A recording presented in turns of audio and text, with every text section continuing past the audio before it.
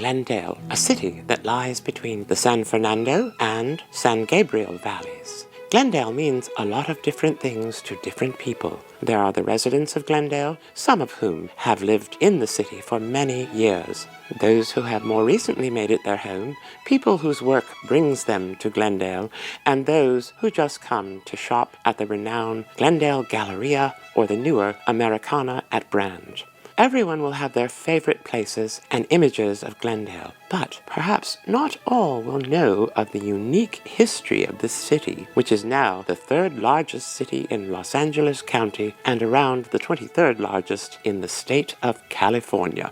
As the architect Hugh Newell Jacobson observed, when you look at a city, it's like reading the hopes, aspirations, and pride of everyone who built it. So, to understand and appreciate the richness of this jewel, we must first go back to the very beginning. For many years, the area was inhabited by the Tonga people, or people of the earth, who were later renamed Gabrieleños by the Spanish missionaries after the nearby mission San Gabriel Archangel.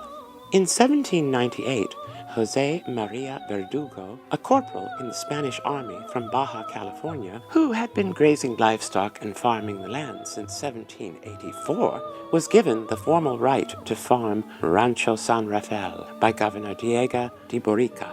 Rancho San Rafael was one of around 25 Spanish concessions in California. Unlike the later Mexican land grants, the concessions were similar to grazing permits, with the title to the property remaining with the Spanish crown.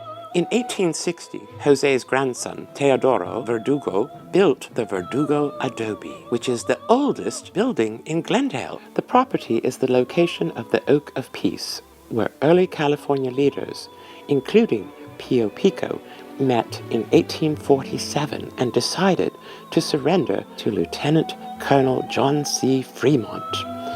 Verdugo's descendants sold the ranch in various parcels, some of which are included in the present-day Atwater Village, Eagle Rock, and Highland Park neighborhoods of Los Angeles. In 1884, residents gathered to form a town and chose the name Glendale. 3 years later, residents to the southwest formed a town named Tropico. The Pacific Electric Railway brought a streetcar service to the town in 1904. Glendale incorporated in 1906 and annexed the neighboring Tropico 12 years later. Leslie Coombs Brand, whose name lives on in Glendale, was highly instrumental in the development of the city. In 1904, he built an estate called El Miradero, featuring a spectacular mansion whose architecture combined characteristics of Spanish, Moorish, and Indian styles. He copied these from the East Indian Pavilion at the 1893 World's Columbian Exposition, World's Fair, held in Chicago. Brand loved to fly and built a private airstrip in 1919 and hosted fly-in parties, providing a direct link to the soon-to-be-built nearby Grand Central Airport. The grounds of El Miradero are now the city-owned Brand Park, and the mansion is the Brand Library, in accordance with the terms of his will. The Brand name is also immortalized in one of the city's main thoroughfares, Brand Boulevard. Another important milestone in the development of the city came about by virtue of the partnership Brand formed with Henry E. Huntington to bring the Pacific Electric Railway, or the red cars, to the area.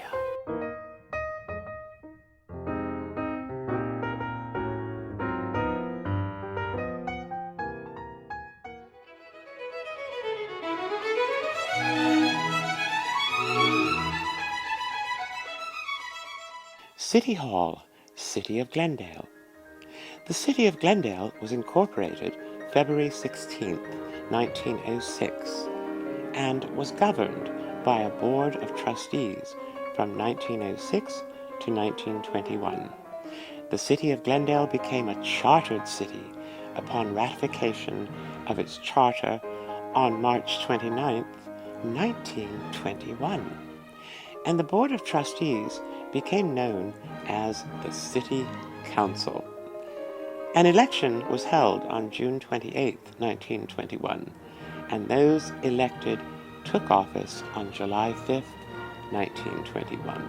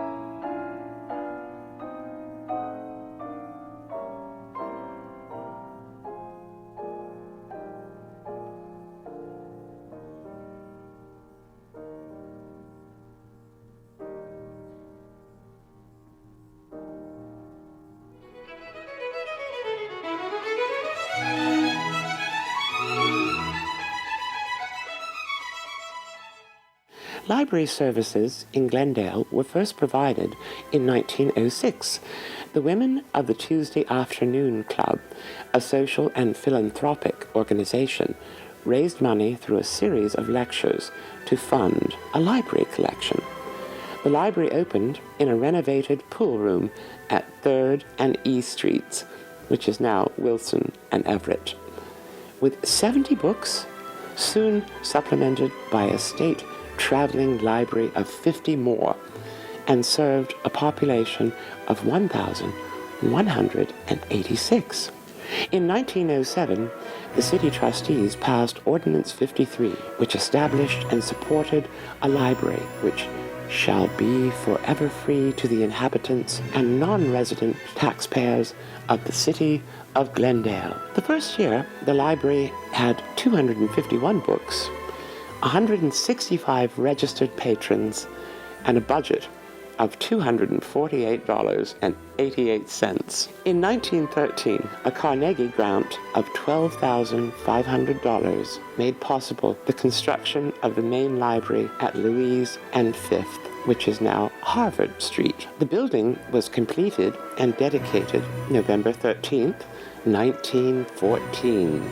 The building was enlarged in 1926. Between 1940 and 1942, 2 side wings were added, one becoming a children's library called the Hans Christian Andersen Room, and the other housing readers' service. The present Central Library building opened on March 13, 1973, on the former site of Glendale Union High School and Glendale College. With 92,600 square feet, it had over 4 times the floor space of the old structure. The next 20 years saw major changes in the city of Glendale and in library technology. The latest remodel has brought library users a larger children's room and a separate audio-visual area. The new upper level includes an expansion of the Special Collections Room to accommodate the valuable historical information housed there. The redesign of the reference and circulation areas has been specifically oriented towards better customer service. The creation of a business collection area and a job center recognizes Glendale's position as the 3rd largest business center in California.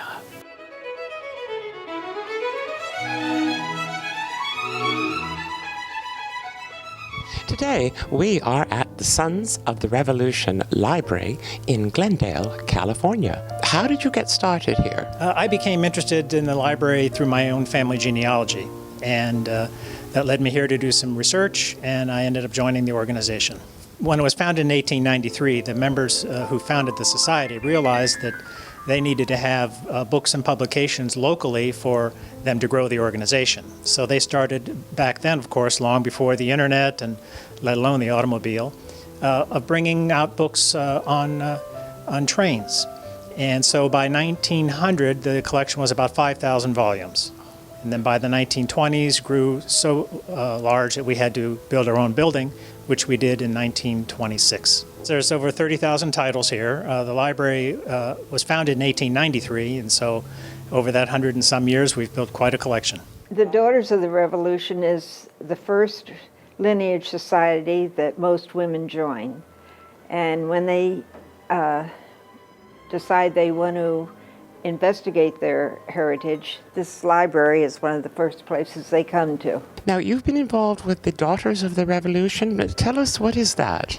Well, it's a women's lineage society. It's a national society and is the largest one of the lineage societies. There are very many of them. Some of them go to the Revolution, some the Civil War, War of 1812, and on back to Jamestown and the Mayflower. And all those things can be researched in this library. Do you have gatherings or meetings? Different chapters set up a date when they will come here, maybe 3 times a year. And the women come and spend the day researching. In February, the library sponsors a Washington's birthday celebration. It's open to the public. The last time we had a meal that was representative of what would have been served in Washington's time, along with Fish House Punch, his favorite drink. The penultimate of the day is the serving of Fish House Punch. The Fish House itself is the oldest gentleman's club in the Western world. It was founded in 1732. The Fish House is its facility, which exists to this day on the banks of the Schuylkill River. Well, George Washington visited there some 50 years or 40 years later during the American Revolution, and historians have analyzed his personal journals, which he kept quite exacting every day, entering everything he did from morning until night. However, they found that there were certain dates that there were no entries at all. And they correlated that to his visits to the Fish House. When he was at the Fish House, he made no entries. Once he took a sip of the drink, he didn't gain his bearings for 2 or 3 days. I helped stage a dinner here at the Tam O'Shanter and had asked that they serve the Fish House Punch at this private party. So I faxed over the recipe, and 5 minutes later, the general manager of the restaurant called, and he kind of jokingly said, "Well, I could see how George Washington stayed warm at Valley Forge, but unfortunately, I can't serve this drink." The reason was it was too potent. This corner of our library is known as the George Washington Corner. This is an original trade banner from the 1789 procession when George Washington visited Boston. About 100 years ago, it was only one of 2 remaining and was owned by a member of our society who eventually gave it to us. This particular one is for the Plumbers and Glaziers Guild, which is symbolized on the banner itself. The banners were held from staffs while George Washington rode on a white horse down to the center. And for a time, this actually hung in the State House in Boston. How did you come to receive all of these beautiful artifacts? Well, we've had over 3,000 members, and so over that period of time, through donations or bequests, we received many items. Rick, this is very interesting. What is this? This is a leopard skin saddle pad that was owned by General Edward Braddock during the French and Indian Wars. And at the Battle of Fort Duquesne, he was killed in 1755. And his family gave it to his chief of staff, who was Colonel George Washington. So this is the actual saddle housing. Yes, it is. It's actually half of the saddle housing. There would be another piece that connects and goes up the other side. And the housing is what sits on the back of the horse so his skin doesn't chafe with the saddle on top. We have a lot of tours with elementary and junior high school students, and so we've set up this corner here to have a replica of the guns that were used during the American Revolution, the writing implement. This is itself is like a school table, and also a uniform. This is known as a George Washington Quartet. It's owned by the Glendale Symphony and its successor organization. It's from modern times, but it's by Michael Ozzo, who was an artisan from Italy. He came from Cremona, the same place as Stradivarius, and he so loved his adopted country that he wanted to make something in remembrance of that. And you'll notice the vignettes on the back, they all have American themes. This here is George Washington Peachey. He's what they called a real son, which means his father actually fought in the American Revolution. We had more real sons than any other society. We had 6 in the early days, and he came out west here in the 1850s, was ultimately the sheriff of Sacramento County, then settled here in Southern California, and because of his heritage and interest in American patriotism, became a member of our society.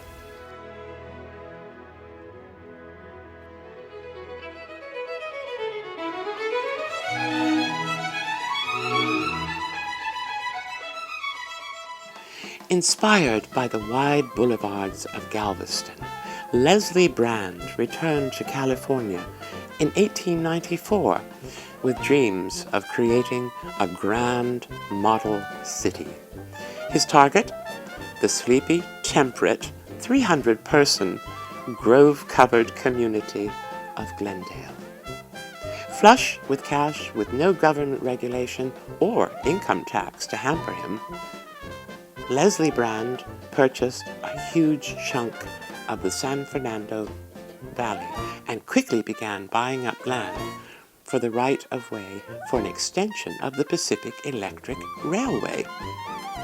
The extension opened in 1904, running from the Arcade Station in downtown Los Angeles to Glendale. He also laid out a grand boulevard on either side of the railway and insisted it be named after him, pushing the commercial center from Glendale Boulevard to Brand Boulevard and consequently infuriating many early town boosters in the process. Not that Leslie Brand much cared. He was too busy planting palm trees, opening the city's second bank, a telephone company, the Miradero Water Company, a power and light company, creating subdivisions, building the Masonic Temple, and the first Glendale Country Club, and constantly promoting Glendale, both in print and through public and private events at the historic Casa Verdugo. Knowing the power of advertising, he would take out full-page ads in the local papers asking, "Have you been to Glendale?" His hands were in every pot, even the sugar pot. In 1903, he was involved in a lawsuit over a carload of sugar that he had bought on speculation for a local grocer named J.R. Newberry. When the grocer refused to pay, claiming the sugar was infested with rats and dirt, Brand countered that the grocer simply just didn't want the sugar, now that the prices had fallen. While he wasn't working, wearing his customary broad-brimmed hat to appear taller, he was galloping on his horse, or speeding around in a newfangled national automobile he called Tioga Wolf. It all paid off as Glendale became a thriving city and center of commerce.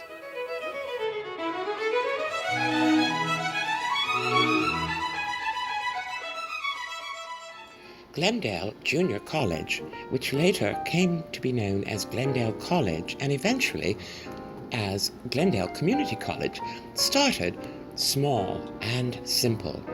Established by local voters, it operated for 2 years out of the west wing of Glendale Union High School on East Broadway. In 1929, the college moved to the corner of Harvard and Louise, the site of today's Glendale Central Library, where it occupied a campus that had served younger students since 1908.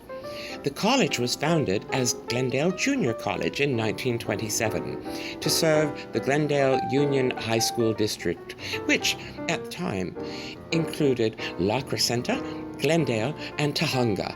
From 1927 to 1929, classes were held in the buildings of Glendale Union High School at Broadway and Verdugo in the city of Glendale. In 1929, the junior college moved to the Harvard School campus at the Glendale Union High School district, where it remained until 1937. The gray stone buildings of the Harvard campus were perhaps a little too historic. The 1933 Long Beach earthquake damaged the main building so severely that state inspectors ruled that classes could no longer be held in them. From spring 1934 to spring 1937, classes were held in 15 tent bungalows. Wrote Chester Lynch in his 1987 history of the college, going to classes in tents had advantages. If you were not particularly interested in what your instructor was saying, you could listen to the instructors in the tents on either side, 2 or 3 over if you wished. A contemporary account was a little less charitable. However, saying that Tent City featured unbearable heat in the summer months with equally unbearable cold and dampness in winter. In 1937, a new campus, part of the present one, was completed and occupied.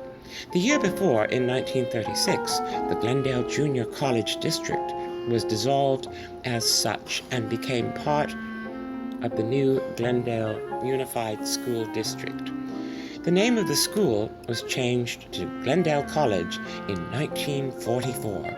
On July 1st, 1970, Glendale College became a part of the Glendale Junior College District. On April 20th, 1971, the Board of Education adopted a resolution changing the district name to Glendale Community College District.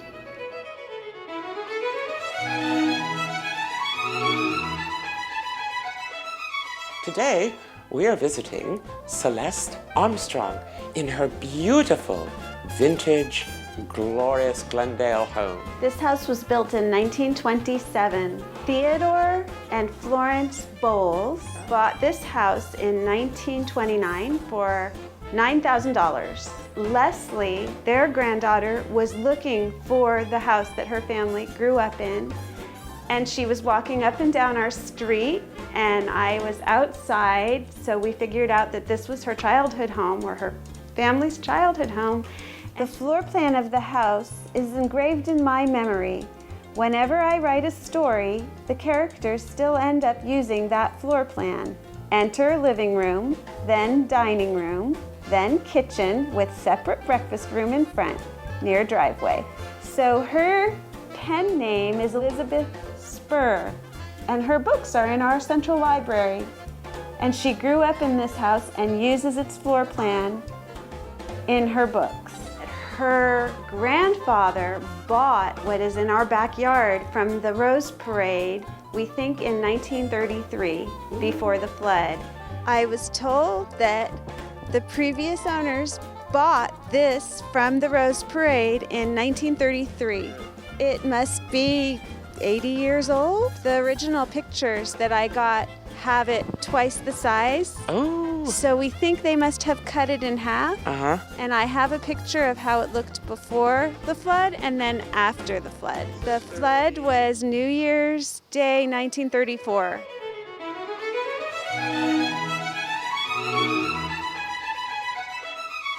I am 93 years old, and I have lived in Glendale since I was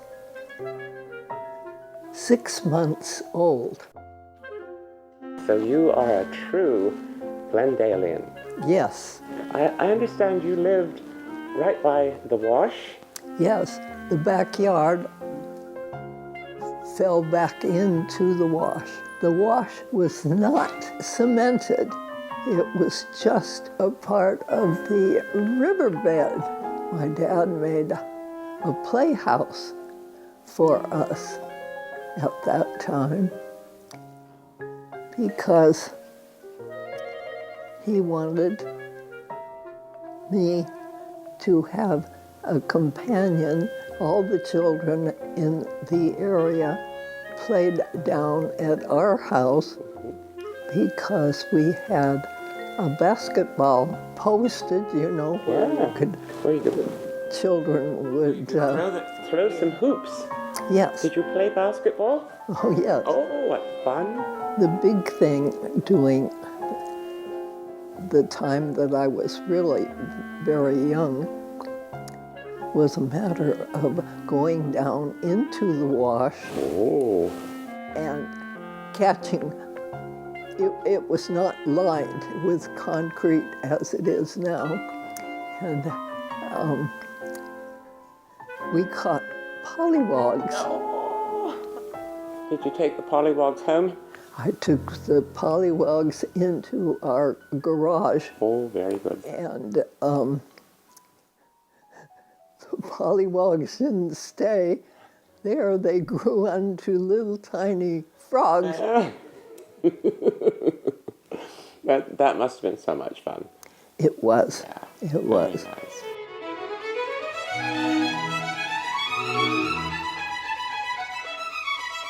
Today we're visiting with Caroline and Charles Edwards. What year were you born? December the 28th, 1927. Wonderful, right here in Glendale. Yes. Were you born in the hospital? Yeah, the community hospital. Community It hospital. was called the Windsor Hospital at that time. Did you ever go to the Alex Theater? Oh, yeah. Many times. Yeah. And how much was it to get in those days? I think it was a quarter. I think the first time I went there it was Jesse James, the movie Jesse James. You saw Jesse James? I even think it might be the first movie I ever saw at a movie house. I might have been 7 years old. I don't know how I went there, but somebody told me about it, and I went. And Charles was there. He's been going for a while. And when he saw me, he came to me right away and said hi. And When did you get married? Well, that was on Washington, where the church was St. Paul. St. Paul's Church in Los Angeles, yes. How did you find this beautiful vintage house? Yeah, well, I just never left Glendale except for a couple of years in the Navy. Yeah, he was in the Navy. Yeah. Yes, and he did all the property buying. He bought our first house on Oak Street, where the gallery is now. We lived in a little shack place. It was I don't know what it was, a garage, and they made it into a room, you know, a house, and it was very cheap. And I was working, the garment industry, which was only a few houses down the street. And what did you do in the garment industry? I was packing pajamas in the boxes, and it was two little old wooden houses, no paint on them, bushes in the front, and red rugs and green walls. And my children says, "Mom, I don't like this place," but we liked it because we knew that we would paint it and fix it up, and it would be. I have three beautiful girls, and that's how we got to live here. And we've been very happy here.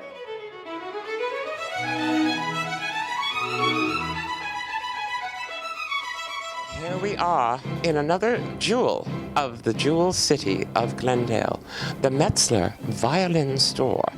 And we have Thomas Metzler. How did you get involved with the violins, the cello? Did you play those instruments? When I heard my first symphony concert, I knew immediately that I wanted to be a violinist. And after I graduated from college, I decided I must go to Europe and learn about violin making, so I enrolled in the violin making school in Mitchenwald, Germany. Studied there for about 3.5 years. I started this shop with a colleague back in 1979. This one happens to have been made in China. Some of the Chinese instruments now are some of the best values that you can get. There was a time when that was not always the case, but they've really come into their own. And I would say probably a good 3/4 of our instruments are Chinese. We have some But we really like to also specialize in fine American-made instruments and fine Italian instruments. When we finally expanded into this building, it was the same year that I got married to my wife Barbara, and she's a fine violinist, and it was her dream to have a sheet music department. So we expanded and started the sheet music department at that time. And Barbara, for the last 20 years, has been, my right-hand person and soulmate. But now she does mostly teaching at home. She says, that was her first love. To the far left, we have a practice cello. It's probably made in the 1950s. The practice cellos have become more refined now. You have the electric versions. Next to it, to the right, is a Mexican folk fiddle. Then we have a couple of figures, a dinosaur playing the bass and a cricket with the cello. We have silly, whimsical things mixed in with our very serious, beautiful instruments. You must be happy every day when you come here, because the ambiance and you have classes too, don't you? Yeah, we do. We have about 8 teachers that come in, usually after school, both violin, viola, and cello teachers. Mm-hmm. And they're their own bosses. We just rent them a little space, and they do everything else. But it's great to have music, have kids playing all afternoon. What we've had recently are a series of master classes where some well-known teachers will come, and we invite an audience of about 60 people. And then some maybe 3 or 4 promising young musicians, either violinists or cellists, depending on which teacher we have. And these are really exciting. We get very high-level musicians coming to both play and to listen. So, and we have other plans to have, for example, a mariachi evening and maybe a tango evening with violin. So we have plans to do more of this. So the range of prices of the violins hanging here might be in the $1,000 to $3,000 range. These are commercially made instruments mostly from Germany, Romania, quite a few Chinese instruments. Some of our more expensive instruments would include the English and the Italian and the French instruments. But in this room, I think you'll find mostly Chinese, German, and Romanian instruments. It is absolutely fabulous. So this little violin is a lightly used violin. It's a Romanian instrument. And this is a 1/8 size. So this would be appropriate probably for about a 4 to 5 year old. And we have even smaller than that. Oh. And some of them might look quite old, but they're actually now designed to look old. In other words, they're antique to make them look like they're older, whereas this was actually made within the last year. One of our smallest would be one like this, which is a 16th size. And you see it's really very, very tiny.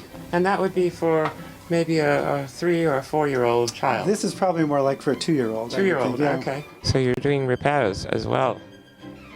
Yes, that's one of the main draws, because otherwise people will just shop online. So a good violin shop is a necessity to have a good repair shop. So we have a fine bow maker and a bow repairman, and we have 3 violin makers doing repairs. And not only are they doing repairs for the customers, but they fix up our own merchandise for sale. Tell us, Joseph, what do you do here? I'm a violin maker as well as a bow maker, and I do repairs and restoration on violins and bows and violas and cellos. Now, where are you from originally? Taiwan. Do you play the violin? I started taking violin playing lessons in college when I was studying mechanical engineering, but I really liked the instrument itself. So that's why after 1 year of grad school, I decided to go to the violin making school. And how old were you when you first discovered your love for the violin? Probably like 18, 19, 20. I went to a violin making school in Chicago for 4 years. I was working from home making instruments and bows. And the Metzler shop needed a bow maker. Well, these 2 bows, I just finished rehairing them, which means I changed the hair. You must be so proud of yourself. If I do a good job, Well, being that we're a small family-run business, every employee here is expected to do a little bit of everything. So that's kind of where I feel I am. Usually I'm up front, helping with sales, answering phone calls, small administrative duties, but there's always a little bit of something here for everyone to do, whether it's instrument maintenance, janitorial work, some executive decisions, ordering, things like that. How did you discover the Metzler violin store? I found out about it being a violinist my whole life and a conservatory trained violinist. You're always in the market for instruments, and I heard about the Metzler shop. I think I really fell in love with it in the 8th grade. As you start realizing you're good at the violin, it sort of becomes your niche, your thing in life. How did you begin your interest in violins?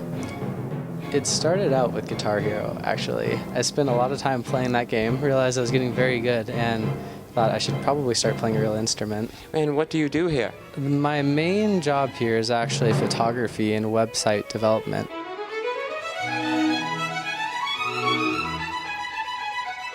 This beautiful YWCA is such a fabulous, fabulous building.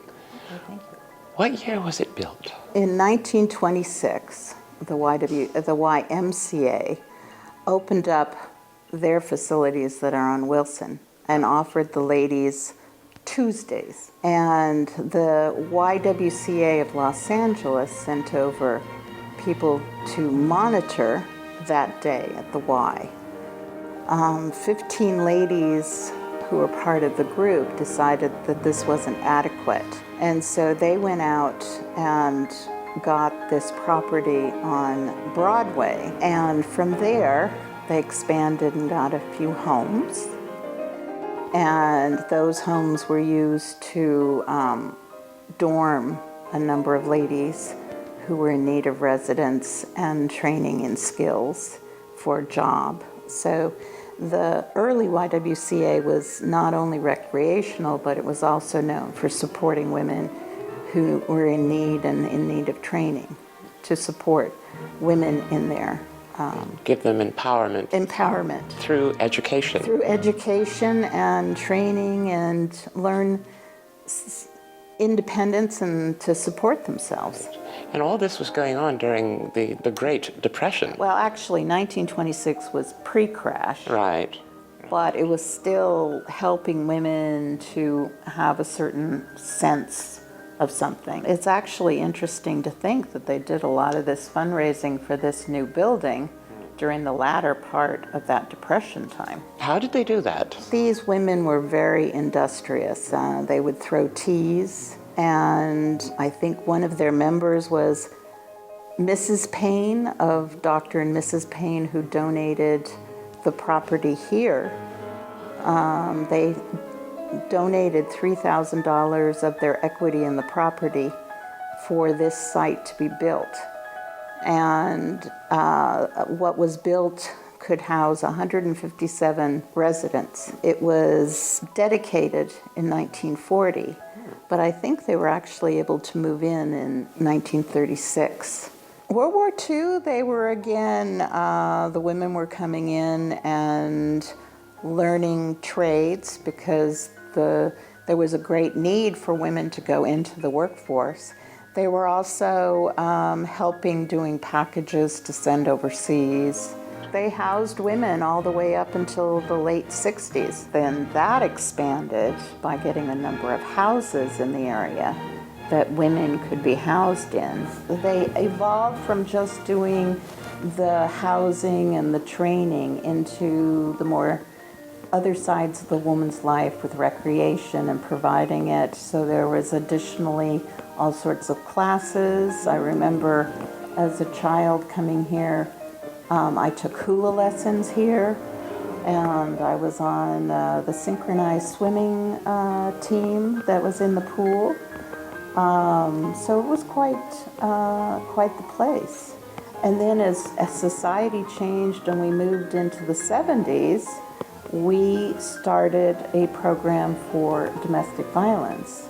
When was the Phoenix House established? It was in the early 70s. That has evolved. We went from just the Phoenix House to having an emergency center and a transitional center. Then in the 2000s, we had some hard times and we had to give up the transitional shelter because we were always in the red and it was just too difficult. So we have a 24-hour, 24/7 emergency shelter for women. We can house up to 18. And here at the Lexington site, we have domestic violence services that we run with a lawyer that can do counseling and restraining orders and help with divorce and all legal issues. And then we have English as a second language, and we have skill training, and we also have counseling for the women, which is very important to help them. Because there's some women who come to us who haven't quite decided yet to leave and are trying to figure out what their options are. So we provide a variety of services. Have you received awards for this? We received one from the Los Angeles District Attorney that I went and was in the ceremony and received.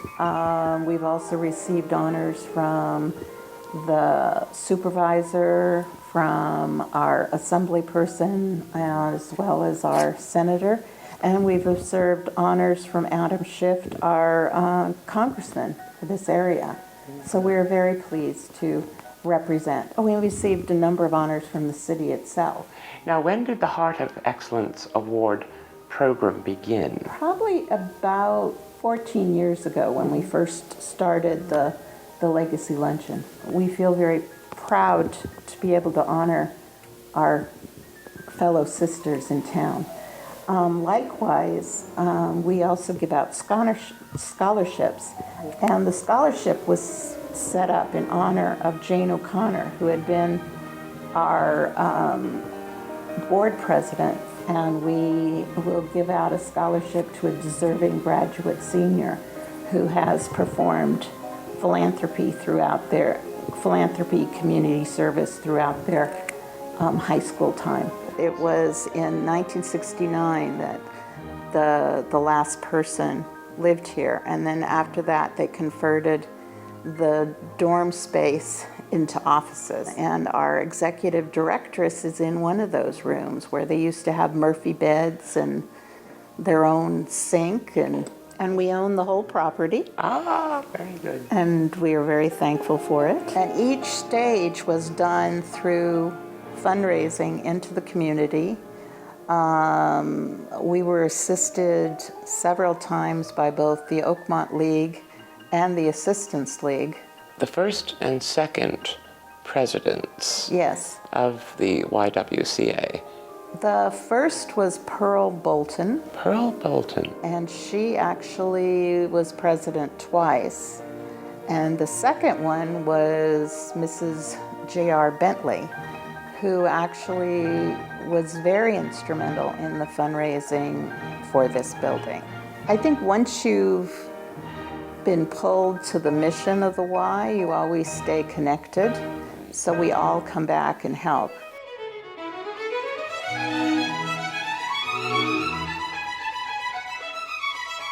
Today, we are at the YMCA, and I'm talking to Don Gallagher. Go back to 1922. Glendale didn't look the same as it looks today. It was a very different city, but it had no YMCA in those days, and a lot of the fine gentlemen of our fair city decided Glendale should have a YMCA. They were tired of riding in their horse and buggy over to the Pasadena YMCA. The bridge wasn't built yet, so they had to go down to the Arroyo Seco in their horse and buggy and ride back up to the other side. And so some fine gentlemen said, we're going to raise some money and we're going to build a building. And this was in 1922. So in 1926, they had raised the money. They built this building that you see here today. And it's been on this corner ever since 1926, serving the Boys and girls, later on the girls, not in the beginning, and the men and women of the Glendale area. But now our service area extends all over Southern California. People come from near and far to be a part of this facility. How did you get involved with the YMCA? Well, luckily I lived just a few blocks away from this Glendale YMCA in those early days. And as soon as I was old enough, I begged my parents, please let me join the YMCA. All my buddies were members. I think it cost $9 for a youth membership for the whole day, for the whole year. And finally they acquiesced and said, okay, we're going to get you a membership to the YMCA for your birthday. So I think it was at the age of 9 that I became a first-time member of this YMCA. And I can remember many a day spent in this very room where we are seated. We had ping pong tables here, we had pool tables here. It was the boys' lobby in those days. And especially in the summertime when we were out of school, this was the in place to be. If you were a 9-year-old kid, this was the in place to be on a hot summer afternoon. Because it had everything. We had a gymnasium right through those doors, a beautiful gymnasium. We have a lovely plunge pool, as we called it back in those days. I never knew why they called it the plunge, other than you plunged into it, I guess. And it had everything right here, one-stop shopping, if you will, for a little kid to have a great time. And then I took the next big step when I was about 12, and I went to day camp. And that was really big. My mom would drop me off here in the morning about 7:30 or 8, and I would be here till 6 o'clock at night. I'd have my little lunch packed, and we'd have lunchtime, but we played games. We had just a grand time. And then when I got older, it was off to Camp Fox. Where is that located? That's on Catalina Island, 26 miles across the sea. 26 miles are waiting for me, or something like that. A great song. But before I got to go to Camp Fox, World War II happened. And World War II closed down Camp Fox for institutions like the YMCA to go over and use the island, because the Seabees and many military people were now stationed over on Catalina Island. And so the Seabees took over Camp Fox for the years I should have been going to camp as a little kid. But as soon as the war ended, we were back at Camp Fox, the Glendale YMCA, which was owned and operated in those days by the Glendale YMCA. No longer is that true. Our lease, after about 50 years, ran out, and the Catalina Island Company wanted the camp back again. So we just rent it now, and we're there almost as much as we were when we owned and operated it. Catalina Island and Camp Fox is still a great part of this Glendale Y. Was in the publishing business for a number of years. Finally, we sold that business, and Carl Messick, who was the CEO at that time, invited me to come on board the staff here and raise money. And he said, Don, you've been doing that free for all these years, raising money for our Glendale Y. Why don't you come and work here and you get paid for doing it? Oh, excellent. So for another 17 years, I came and operated as the Director of Financial Development for the Glendale YMCA. Well, this room doesn't look exactly like it did in 1926. It used to be a beautiful room. We have a fireplace down at the end that I don't ever remember seeing being used, but maybe it was. We had beautiful light fixtures, and in some of the antique pictures we have somewhere, it shows this room as it was back in 1926. The rooms upstairs have been enhanced. We're one of the prime facilities for low-cost housing for men in this community. When the Y began back in England many years ago, way before the Y in the United States began, it started because of the Industrial Revolution. Young men were coming in off the farm because they needed people to work in the industry in town.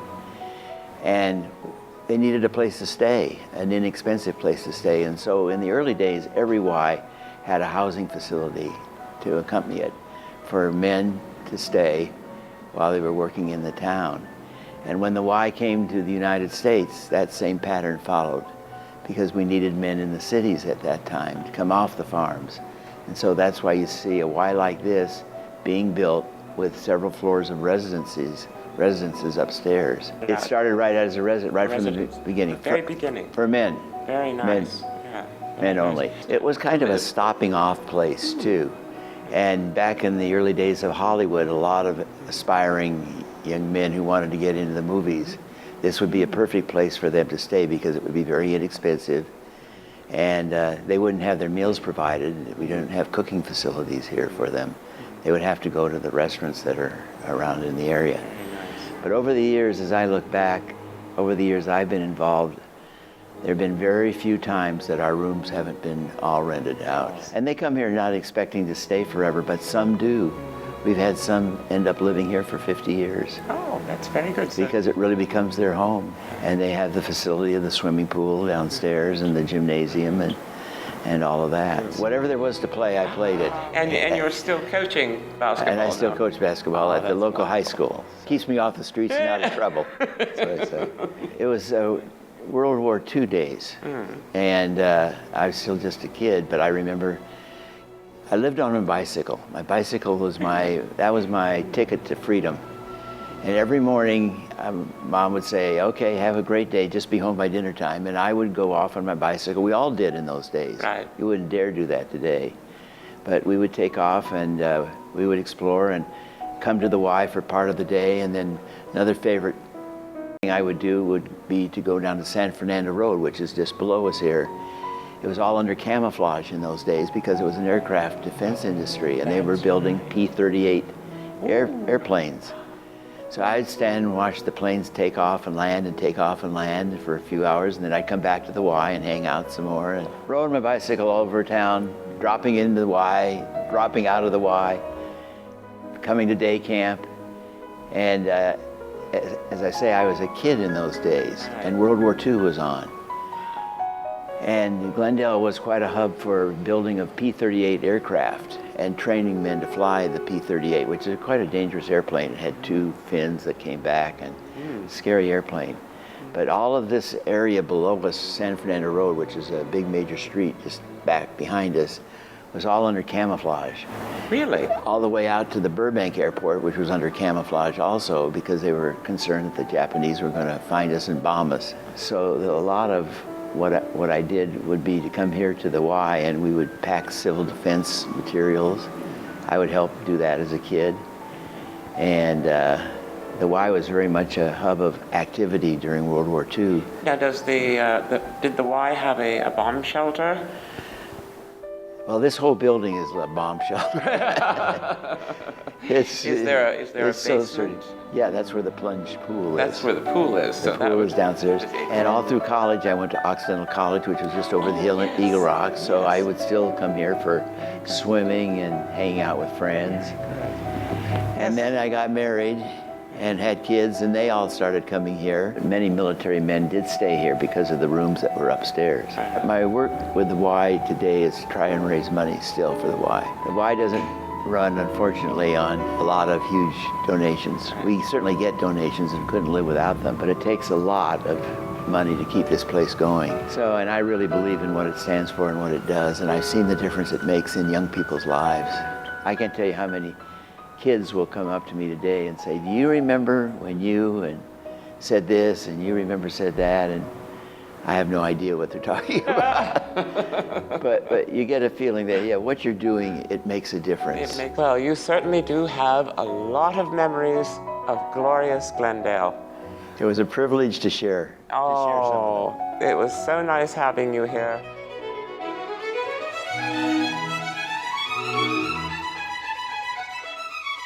Well, here we are today in Foxy's, the best restaurant in the universe. And I do believe we have Sean Nurian. I think you give me too much credit. Ah, not at all. You are the owner of Fabulous Foxy's. I appreciate that. Thank you. Now, this restaurant, this Foxy's, how long has it been here? It's over 50 years. Since 1964. 1964. 1964.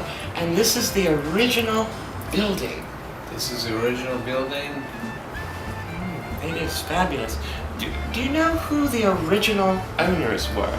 There were 4 partners. It was one Richardson, one Mr. Ted Hudson, I believe, Joe Lynch, and Dexter Blindberry. which I think all three of them are deceased now. One is living. Ah, I see. How did you, do we have any photos of any of them? Unfortunately, no, I have no photos of any of them. All right. But Mr. Richardson stops by once in a while with his son because they still build restaurants, believe it or not. Very. And they still build, housing, residentials, and all that.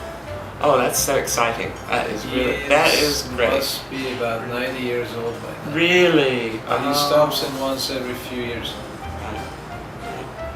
Now, when you bought this restaurant, it was all much different than it is today. What was it like? Well, let me give you a history of what happened. Yeah, that's another question. How did you find Foxy's? I was working for chain Sambo's. I don't remember if you know that. If you remember, Sambo's chain was like a Denny's. Oh yes. And they went out of business. And I was out of work for about 6 months. I was doing odd jobs, applying different places and all that. So one day I just was looking at the ads. I said, there's a restaurant for sale. I said, okay, let me give it a try. I was 24 years old. And I didn't have any money. I had no capital whatsoever. So I said, let me just go find out. Let's explore to see what's going on. So I called the broker and he said the place is in Glendale. I didn't know even where Glendale was because I always work in the west side. They used to send me to Orange County, different places and all that. Where were you living at the time? I was living in West Los Angeles. I practically lived in all the streets from the freeway to the ocean. So, as I recall, I called the broker. He met me over here at Foxy's. The place was so different. We just had one dining room. And when I walked in, I said, oh, this place needs a lot of attention, needs a lot of work and all that. I was excited. I said, if I get this, I can do this, I can do that. I look at the menu, it was very, very limited. So I said, well, I probably can turn this around. So I said, I'm interested in how much they want. They gave me a price. I said, to tell you the truth, I don't have any money, but let me talk to the owners. So two of them, Ted Hudson and Joe Lynch, we met at a place in Galleria. There was a restaurant on the bottom. I forgot the name. I think something Pan. Anyway, we met at the bar over there, and I started talking to them. I said, I can change this around. I know that the place is not making money, and you're losing every month a lot of money, and it's going to be a burden on you. Give me a chance to turn this around. I'll make you an offer, and I'll pay your money back. They said, oh no, we're going to think about it. So while they were thinking about this, I came in, I went and I talked to the chef. His name is Alfredo. And I said, Alfredo, I was thinking of taking over the place, and I think he has a lot of potential. There's so much we can do. What do you think? Can you help me out? He said, yeah, I will help you out. I can see that. I know a lot of things in the back too. The kitchen needs to be done. I can see the service and all that needs an improvement. The food certainly needs to be improved and all that. So I went back. The second day I talked to him again with the two owners. I said, I'm telling you honestly, I can turn this place around. Just give me a chance. So they gave me a contract, and they made it for 10 years. Wow. So next thing I know, after 30 years, 30 days, we closed the escrow, and here I'm walking. I love it. It's great. I really didn't know. I knew what I'm going to do, but I have never done that before. Right. The first thing, this kid is walking into a restaurant. And Chef Alfredo is still here, right? Chef Alfredo that's is still here. Wonderful. That is great. Maybe we can talk to him. Never know. Yeah, it would be nice if you could talk to him. Yeah. So you got them to give you the restaurant, basically. Right. Yes. And that's because they believed that you could make it work. I gave him a promissory note. Right. And I started after 30 days. I walked in, and I started working. And when I started working, the girls, they said, "Oh my God, this guy knows what he's doing." So these photos that you have shown me, these are the original photos of Correct. what it looked like when you started here. Right. And they had shag carpeting back Shag, what color was the shag? It was yellow shag. Yellow. So that was, I recall that you had put a lot of movie posters in, and a lot of nice accessories and things like that. What did you do with the yellow shag carpet? We took it out. That's the first thing I had come to money, and we took it out. Because when I walked in, I said, "Oh my God, who's putting shag carpet in the restaurant?" It was a terrible look. It's amazing. And it's so beautiful now. It is so beautiful. You decided to go and start Foxy's when you saw some advertisements for the restaurant. What was your inspiration for the design? How did you figure out what to do and how to change it and how to make it so beautiful? At first, I didn't know what I'm doing, to tell you the truth. But my dad gave me an idea. He said that if you put the patio in, it'll make it work, because you're going to get more seating. It's not that, because I was working 4 years already. We were trying to make some money. I was paying back the loans and all that. So I talked to the landlord, and we made a deal with him, and he allowed us to make the patio. And we built this room that we're here now to, this additional to the patio, because we're getting more busier and busier and busier, and we're getting out of space. There was no space for people to sit. So we put the patio in, and I was the first, I think, restaurant in the Glendale that put the patio in. But we had umbrellas back then we put canopies. After canopies, we put what we have right now. It's a wood structure, permanent structure. So you created the menu with help of Chef Alfredo. So Chef Alfredo was yours. Because he just takes chances with everything, really, and he creates. Creative. He's very creative. I guess I'm a very lucky man. I'm very appreciative of the people in Glendale. They always supported me. And my staff too, they always are behind me. I have people that they work for me for the last 35 years. I mean, their kids, they have 4 families that their kids, they work over here for me. And my greatest appreciation and a pleasure is that when I see their kids, they achieve what they want.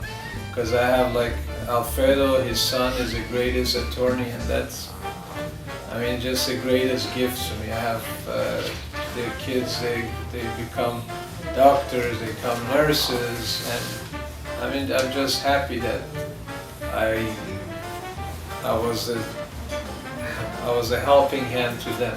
There's a funny story I heard about Chef Alfredo. What happened with the Chef Alfredo statue?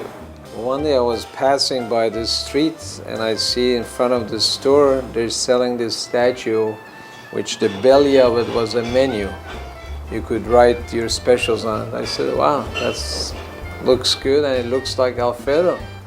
So I bought the statue, I brought it over here to the restaurant. We used to at first put it in front of the door, and we put the right specials on it. And every customer that walked in said, "Is that Alfredo? How did you make that? It looks like exactly like Alfredo." And after a while, everybody was walking, "Oh, Alfredo, is that Alfredo?" You used to wanted to see Alfredo to compare, to see that was really him, and it really looked like him. So we had it for years in front. Then it got a little bit of a crack. So I said, well, it doesn't look good anymore. I'm going to put it on the side street, on the sidewalk. So we had it there for quite a long time. All of a sudden, it vanished one day. And we didn't hear, we didn't know. We called the police. They said, we had some vandalism over here. They took the statue out. So about a week later, one of the policemen, they called and they say they found the statue. I said, where did you find it? They said it was on the hiking trail on Griffith Park. Oh, no. With his hand broken. So someone actually carted it up there. Yeah. And took Chef Alfredo. Oh my goodness. And I think they put it in the corner when you turn on the trail. They put Chef Alfredo there with his belly, and so what did made a sign on his broken hand, something like this way or go down. So you got Chef Alfredo's statue back? No, it was just. It wasn't useful. It was ruined. So I bet Chef Alfredo was very upset. He was very upset, but I was very happy that they found it. But when we got it back, it was not usable anymore because it was already, the arm was broken and all that. Your menus, looking at all of these old menus going back, and then the current day menus, you just want to order one of everything. Well, a lot of the menus on the item was suggested by the customers because we get, let's say, so many customers, and every time they say, oh, you know, if you put this on, or I have seen this, maybe you want to try it. So we put it on special to see how the people, they react to it, how they, then after that it says, oh, it's good and it looks good, and we put it on the menu. The first time we did it was a Halloween party they had. So I said, what are you going to have? It says hamburgers and hot dogs and all that. So I said, Alfredo, can we do that? He said, yes, we can do that. So we went there. Within a week, we made steam tables. I had a customer that he was fabricated. He helped me to make steam tables. We made huge barbecues and all that, and we put the event together, and she became our customer every time for like every holiday. For Christmas, for Thanksgiving, we used to do catering for thousands of people.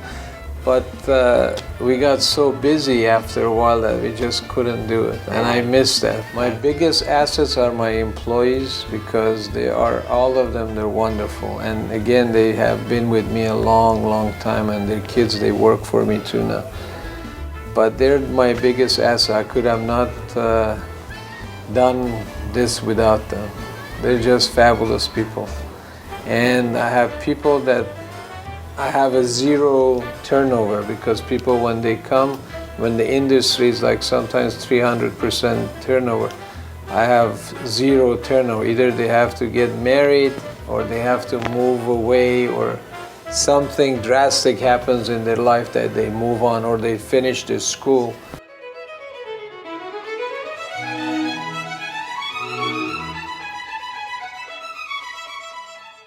This is a beautiful, beautiful church. What year was it built? So the original church was built in 1903, actually on the corner of Glendale and Wilson, where the current police facilities are now. And then we broke ground on this location in 1917. So when the church was founded in 1903, the original pastor was C.R. Norton. And he got everybody going and everybody organized together at the old location, and through his leadership, they raised the money, purchased the land here, and employed some architects that were part of the church, the Lindley Architecture firm, and then they were able to break ground here in 1917 and start building the semi-current building. The Pasadena church system was a little bit more populated, but then as the Glendale population grew, it was time to expand the church population and create a new congregation out here in Glendale. And C.R. Norton was assigned to us, as is the Methodist tradition of the pastors are assigned by the conference or the district. I started here at the church about 15 years ago when we had moved. I went to Occidental College and then moved into the area more permanently and was looking for a church home and found one across the street from the apartment in which I lived. When they first started out, do you have any idea how many members of the church there were? I'm not sure. I know they started out as a small group of about 30 to 50 folks, but then that grew very rapidly, especially once they were able to break ground on this building, and to a high in the mid-60s of about 3,000 members. What is your favorite activities here? I started here on staff as the coordinator of Children and Family Ministries a couple of years ago, and in that time I have come to absolutely love Vacation Bible School, which we do every summer, and I love Christmas. So the Christmas Eve service, which we do with our children and families, is probably my next favorite thing of the year. Who were the architects of this building? So this building, where you're sitting right now, was originally a parlor room. off of the sanctuary, and this was part of that 1917 build with the Lindley architects. And then in 1971 there was an earthquake, a very large one, and it collapsed the tower. The tower destroyed much of a fellowship hall. I mean, much of this building was very, very damaged. We hired architects, and it was the architectural firm of Flewelling and Moody that came in and redesigned pretty much this entire space. And so we moved the sanctuary from this end of the block to the other end of the block, added a larger fellowship hall space in between, and these buildings, because again, this is such an incredible building, part of the original structure of the church, was renovated, refitted, and repurposed into our education and administrative offices. The room that we're in, this is the parlor. It used to be the parlor, and it was directly off the sanctuary, and for many years was actually where couples would hold a wedding reception after being married. And we still have members of the church that are here with us now who had their wedding receptions in this very room. And it's a wonderful, wonderful memory. There's original furniture in here, and so that this space is a particularly special space in the life of this church. Thank you, Jennifer Freeman, for being with us today. It's so nice to have your thoughts and this beautiful, beautiful church, the First United Methodist Church of Glendale.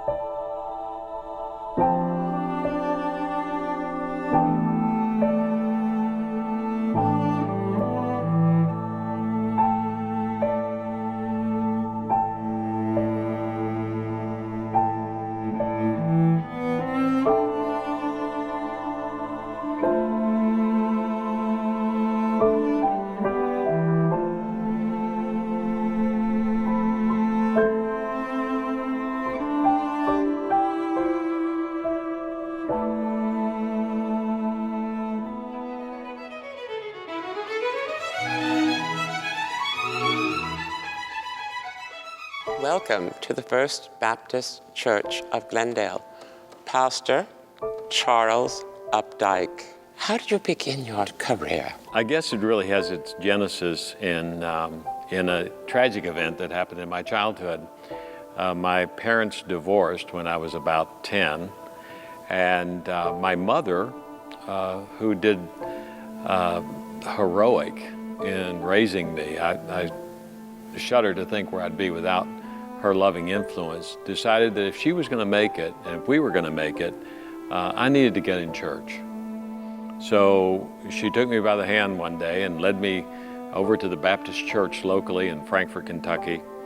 And there, I began to sense that people really cared for us and what we were going through, and particularly had me doing little jobs to kind of, make it interesting for me. So I would hand out bulletins or hand out hymnals, and pretty soon a Sunday school teacher was an encouraging kind of a father figure that I'd lost, and some of the deacons in the church became surrogate father figures as well, and the pastor. And so I began to think, wouldn't it be wonderful if I could serve in a place and dispense what I was receiving?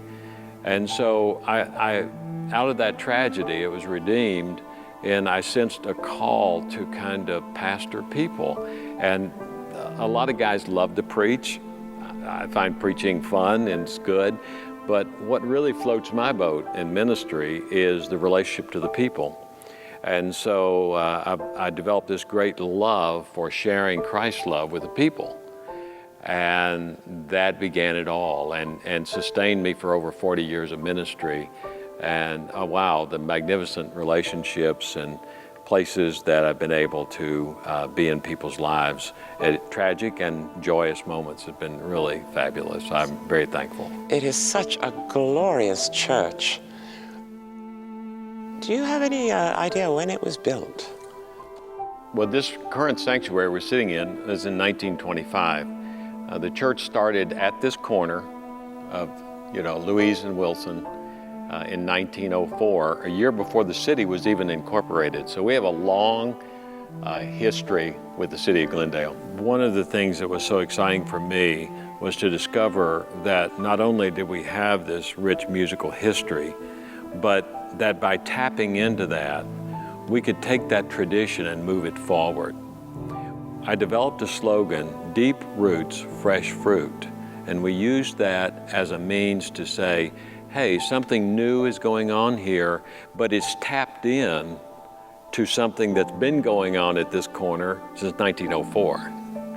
And so to see the people get excited about their heritage, and not only to reclaim it, but to move it forward, was like electric. And when we began to invite the community in, I noticed that it began to change me as well, because I loved music, but I didn't really, I'm not a musician, I could appreciate it, but then all of a sudden I found that I was being expanded by it, as well as the ministry and the people who were coming. And it's been a tremendous experience for me. Who was the pastor prior to your being here? Dr. James Brower Jr., who is an amazing person, because he held the record, as far as I know, in American Baptist churches for the longest serving tenure as a pastor. He was pastor here from 1927 until he died at 101. So he had a 78-year pastorate. So when you first came to this church, what was going on here? What was it like? There was talk about closing the doors. The congregation had dwindled down to just a handful of people. And my first time here was 33 people. I counted from the pulpit.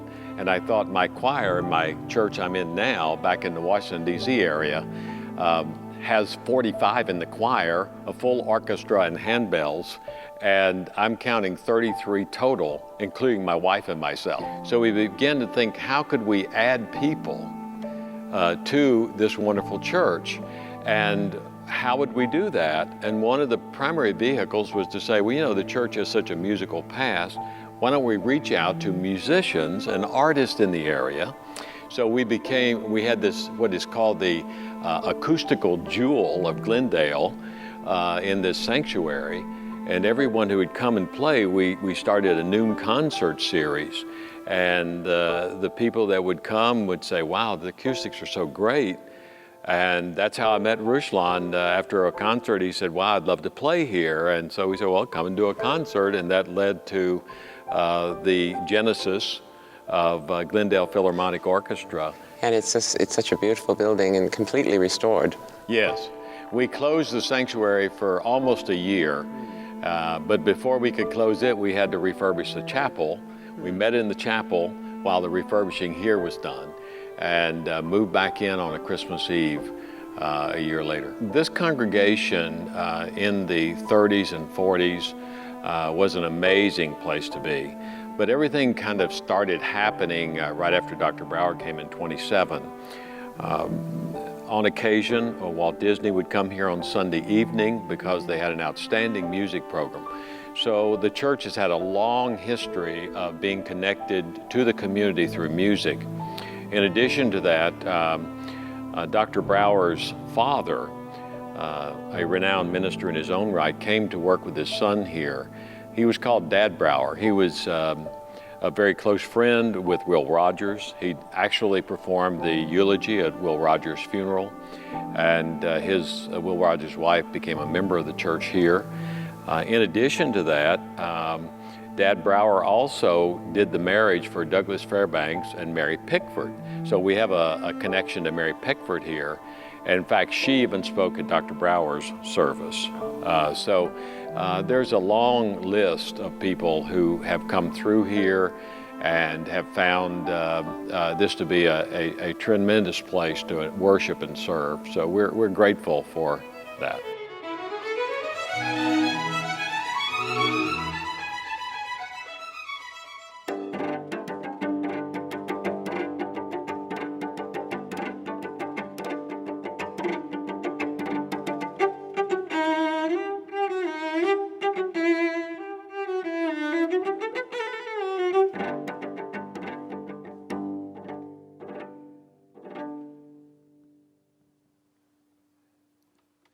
Ruslan Birukov, who is the executive director and founder of the Glendale Philharmonic Orchestra. I met with Pastor Charlie Updike, who suggested that we could do a concert series in this wonderful sanctuary. Very nice. And when was this? When did you all get together in this beautiful church? It was in the year of 2009. I think the first time I played here was February of 2009, and we agreed that the concert series would start in October or November of 2009 as well. And I reluctantly said, yes, sure, let's do it. And then I started having nightmares. Ah, what kind of nightmares did you have? Well, chamber music concert series in a sanctuary that seats almost 1,000 people, that's a challenge. And, of course, the question was what kind of programming we can possibly do that would attract enough of attention. But another problem that I faced all of a sudden, I was familiar with the building, with the church's building from outside, but I all of a sudden realized that people in Glendale in Los Angeles didn't really remember that there was a beautiful church in this building. Exactly. And how did you find this particular church? Well, this is, I mean, it's such a glorious piece of architecture. I was overwhelmingly impressed with the acoustics of this room, and we felt truly welcomed in this church. And then I announced my annual vodka tasting party, during which, of course, I got drunk. And our future conductor, Mikhail Avetisian, and future concertmeister, Limor Toren, they were at that party. So somewhere in the midst, we were talking, and I was sort of complaining, asking their suggestion what to do with this concert series that was suggested in the church. And someone said, let's do an orchestra. I was drunk enough to say, okay, I'll do it. So the vodka started the orchestra. Pretty much, yes. Pretty much. Very good. How did you become a cello player? Well, my mother is a pianist, and I was exposed to music since I was born. And she tried teaching me piano, and I was destined to be a pianist. Unfortunately, I didn't like it at all. You know how parents, they want their children to do better than other students of theirs. My mother is a professional piano teacher. Well, there was a moment when she realized that piano probably not the best solution for the child, and at that point I was brought to a music school. We lived in Soviet Union at that time, and in the Soviet Union, music education was free, as well as any education. Actually, any education was free. So my parents still had a hope for my pianistic future. On the entrance exam, I failed entrance exam into the school. completely. And the verdict was that I couldn't hear well enough, I couldn't count well enough. Apparently my sense of rhythm wasn't good. I remember that moment. It was more than 30 years ago. I remember that it was yesterday. I was so scared. So they suggested my parents that, you know, they would have to pay for the lessons. So music education was free only for talented kids. For not so talented kids, they had to pay quite a bit. So at that point, my mother eventually gave up. She said, okay. No more piano. No more piano. No. And the director of the school called and said, you know, we have a wonderful cello teacher, and the cost of the cello lessons would be almost 20 times less. Oh my. But the cello is such a difficult instrument to learn. I don't think so. It was a natural for you. I don't know. I still think, look, it has only 4 strings, only 1 bow, 1 box. That's it. How did you assemble your wonderful orchestra? How did you get everyone together?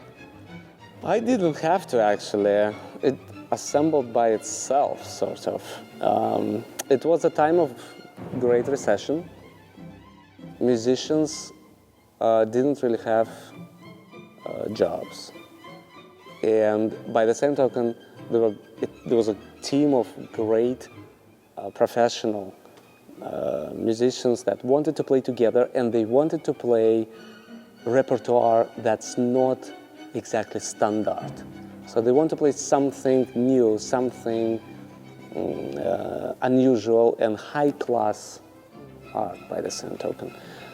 So it was actually very easy to just, you know, we called a few dozen musicians, and almost all of them agreed. Plus the timing was right. It was our first concert happened on January 9th of 2010. And where was that? Was that here in the church? Right here. Right here in the First Baptist Church of Glendale. And in this sense, our experience was remarkable in the industry, because I dare to say we were the only orchestra that managed to exist entirely based on the box office. That's marvelous. Yeah, there's no such orchestra. That's excellent. Our very first concert actually had remarkable posters. On the bottom of the poster, there was a sign that the portion from the proceeds will be donated to the first, it was supposed to be to the First Baptist Church of Glendale.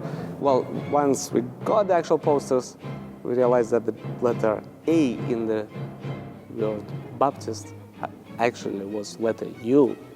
So we had the First Baptist Church of Glendale. On the same year, we were booked to play on the commemoration of Armenian genocide. That poster was not our production, that was the city of Glendale. If you look at it, you see that it's not so much commemoration now as the actual Armenian genocide event taking place at the First Baptist Church.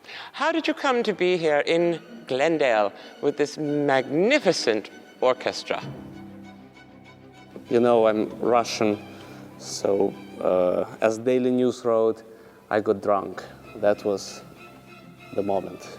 Really? Yes. Very good, very good. So you got drunk one day and you came to Glendale. Yes. I see, just out of the blue, and decided this is a good place for the Glendale Philharmonic Orchestra. Yeah, well, actually, I was invited to play in this church. The ceiling was collapsing, the carpet was old and kind of dirty. It was overwhelming for me to see the size of the room, because from outside it didn't seem to be as big. And of course the acoustics were remarkable. Then I saw this church, the sanctuary, all in scaffolding, being renovated, being fixed. And then we did our first concert here. The sanctuary has perfect acoustic. Oh, yes. However, the architect was apparently deaf on both ears. Really? Yes. Believe it or not.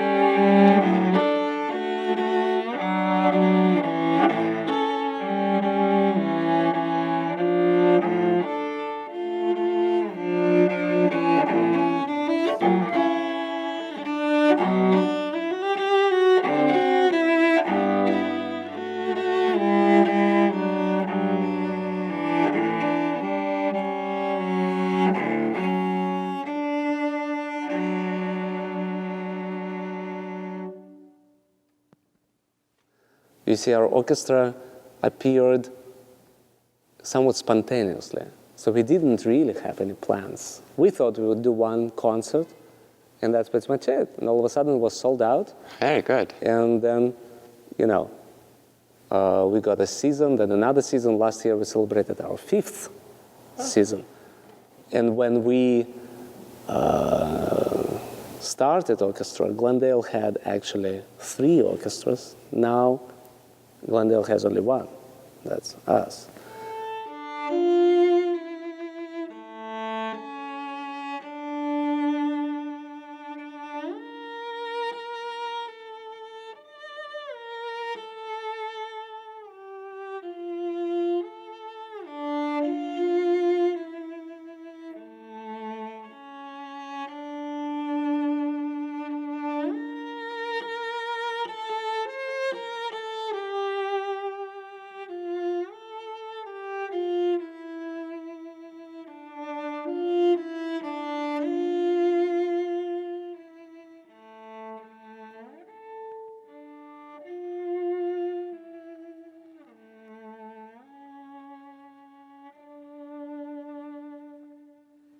Ruslan, you truly are the maestro of the Glendale Philharmonic Orchestra. Thank you so much. Thank you.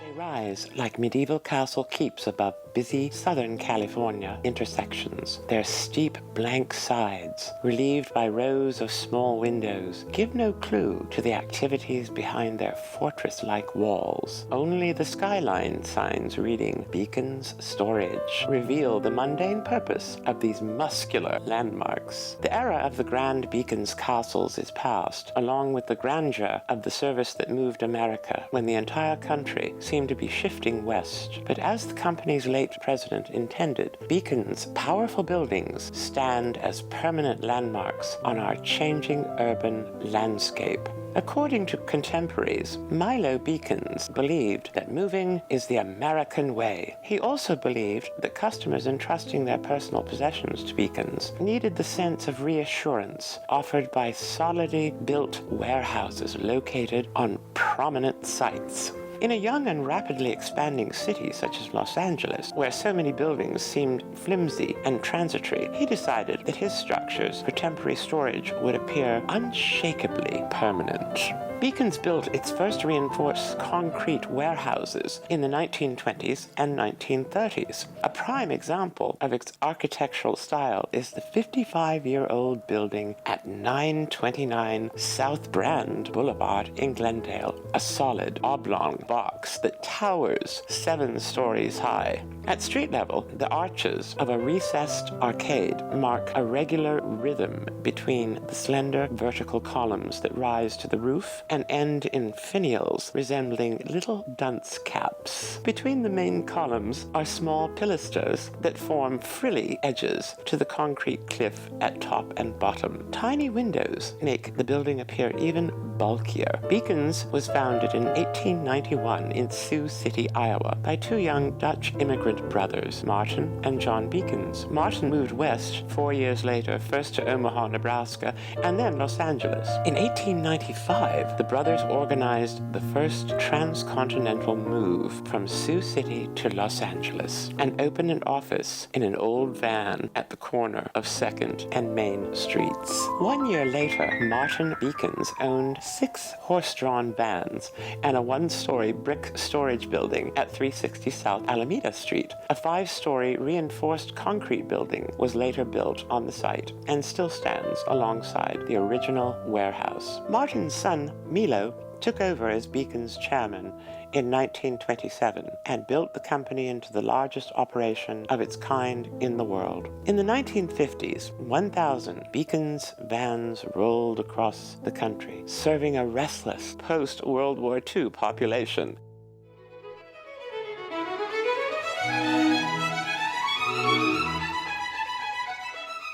Today we're at Robert Hall and Associates, one of the most well-established businesses in Glendale for over 40 years. 40 years. Janice Hall, Robert Hall. So what was your impetus to become Robert Hall and Associates? What was your inspiration? Well, the inspiration, obviously, as I indicated before, was to supplement the teacher income. But I also found out that preparing individual tax returns and specializing with teacher tax returns, and later on specializing with police and firefighters' tax returns, and then a multitude of everything else, became a passion. Because it was so simple. If you're an educator, you're interested in your classmates. You're interested in your students. You're interested in all aspects of what you basically do. Well, the same thing when you're preparing a tax return for a client. You're interested in who they are as an individual and how well can you prepare that return to get them the best bang for their buck, and in the process preparing the best return for them. A new client walks into Bob's office and starts talking to Bob about his taxes, and Bob's telling him what he can do and what he can't do, and the prospective client actually starts telling Bob what to do. So Bob says, no, you can't do that. And my office is next door. I can hear this going on. And he stands up, puts his hands on the desk and says, "Don't you know who I am?" So Bob said, "Just a minute." He goes over, picks the phone up, hits all page, and says, "Attention everyone in Robert Hall and Associates offices. I have someone in my office and he doesn't seem to know who he is." Hangs the phone up and says, "Have a nice life. Leave." No, can we scratch that? And say it like it really is. That's perfect. Oh. So we decided we needed a sign to hang on the Orange Street, and Bob, what did you pay for that sign? I paid, include the sign that's hanging over there along with the luminescence that came with it, a whopping $35. And that was a lot of money. Yes, it was a lot of money. A lot of money. Those days, but tax preparation back in those days was less than that, back in 1970. Yeah. And so when you look at where inflation has brought us in the United States, from $35 to what it is today, you can only look at where we as a people have basically moved forward. Right. And we felt very blessed that they had changed from citrus to the 2-4 number, because we were worried if they hadn't done it, we would have had to repaint the sign. That number is still our number. And that was your first number? Yes. We still have the same number. Same phone number. That is fabulous. So you'll never, you'll never be lost. Never lost. Very good. So, Robert, what do you attribute your great success to? Personality and making sure that the client is number one. Right. Because today, most accountants, they have a very poor bedside manner. They're not exactly individuals who basically want to present the client. They're too busy threatening the client that there's so many penalties that the Internal Revenue Service can present, et cetera, down the line, rather than who they're being paid by, the client. And we have a responsibility as an accountant to basically educate our client. And the more educated our client is, the greater the refunds they will receive, because they're going to become more knowledgeable in the tax preparation. So you really take care of your clients. Absolutely. From the very beginning to the very end. Absolutely. If they get audited, we'll take care of the audited. Right. If they have problems, we're going to handle those problems. Right. Because that's what we're being paid to do. Right. Right. And where do you see yourself going in the next 10, 20 years? Well, I hope to be alive in the next 10 years. Oh, of course. Because you're expanding your office right now. Yes, we're in the process of modeling, because we have as I said, 5 children that are in the practice. Right. And we've been very fortunate. We started from zero back in basically 1970. Oh. And today, including individuals, et cetera, we're approaching 10,000 clients at this practice. And we hope to with our children and all the additional members who work for us. We're a part of the family of Robert Hall Associates. Right. We'd love to see 20, 30,000 clients in the next 10 years. That's wonderful. And we try to stay ahead of the curve in terms of preparation. Our focus when we started out were teachers, police officers, firefighters, small businesses.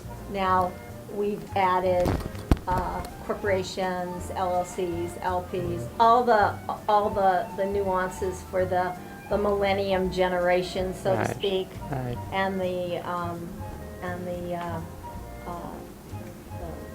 techie group. Right. The techie group, because it's a whole different world. It's a whole different world.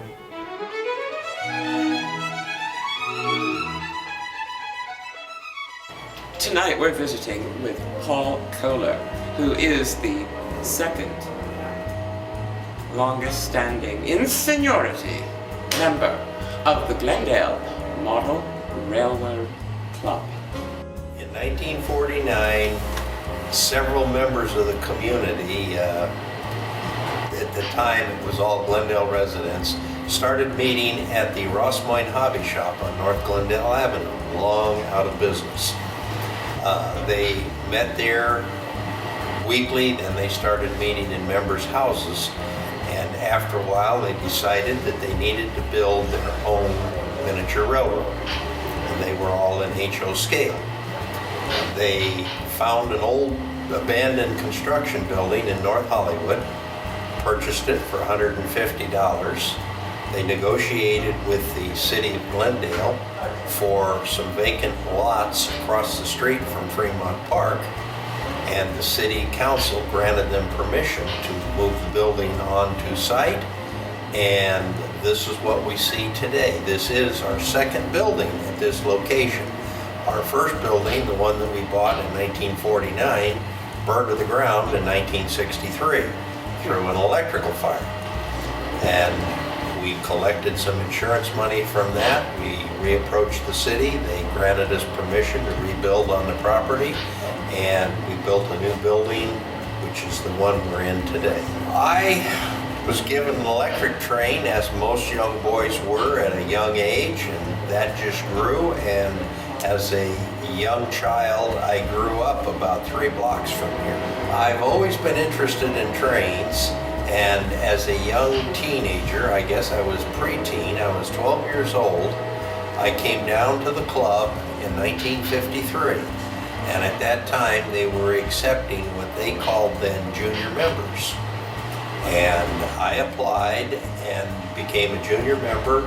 When I turned 18, I then advanced into the regular membership, and I have been a member continuously since 1953. We've had several prominent city people as past members, including mayors and city councilmen, police chief, fire chief. And we've just been a good citizen, and we continue to have free open houses for the public.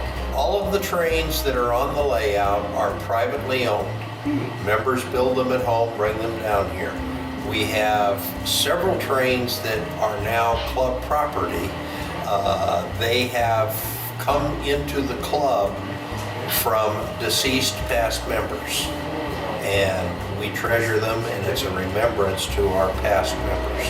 The layout as you see it today basically depicts Los Angeles to Bakersfield.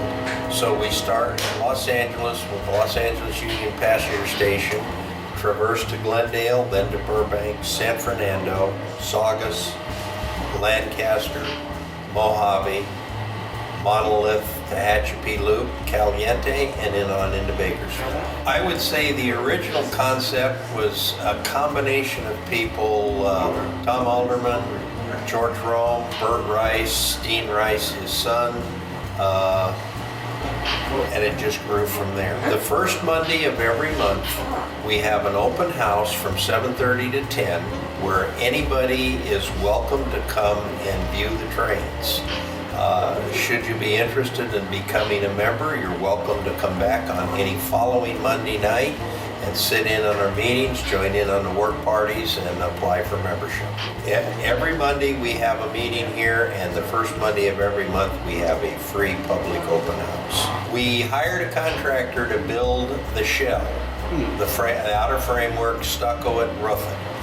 And then we did all the interior petitions, plastering, painting, air conditioning, electrical, all of that is done by the members. Every member in the club has a special talent.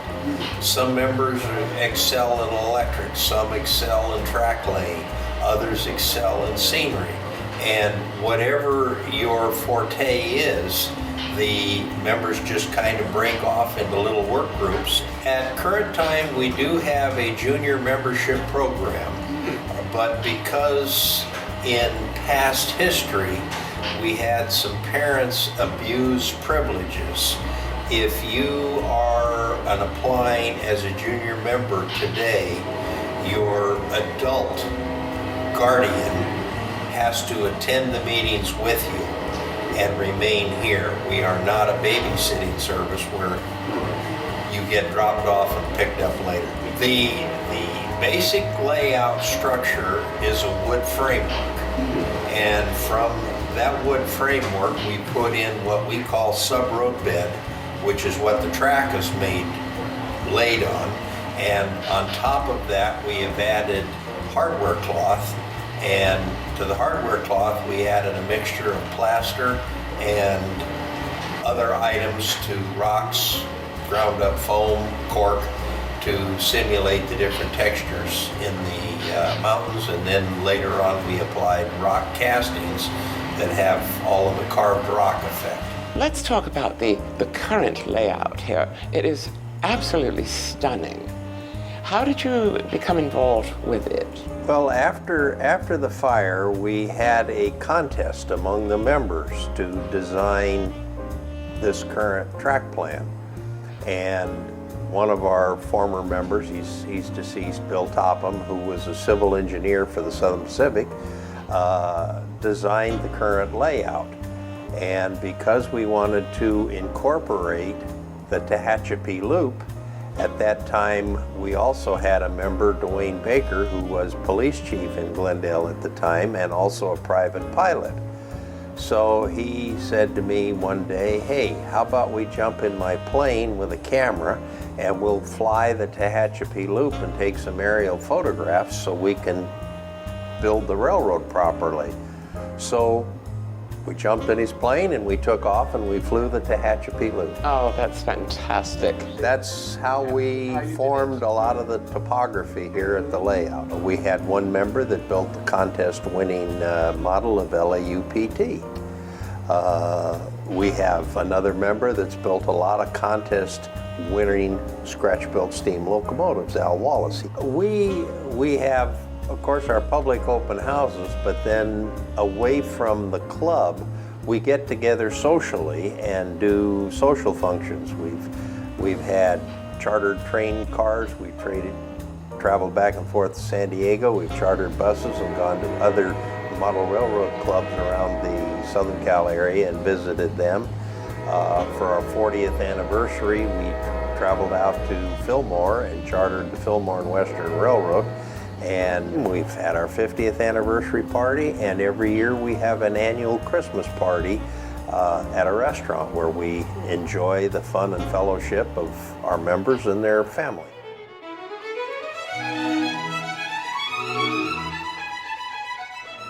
Today we are visiting the historic Alex Theater in Glendale, California, a true gem in the vintage, glorious Glendale city.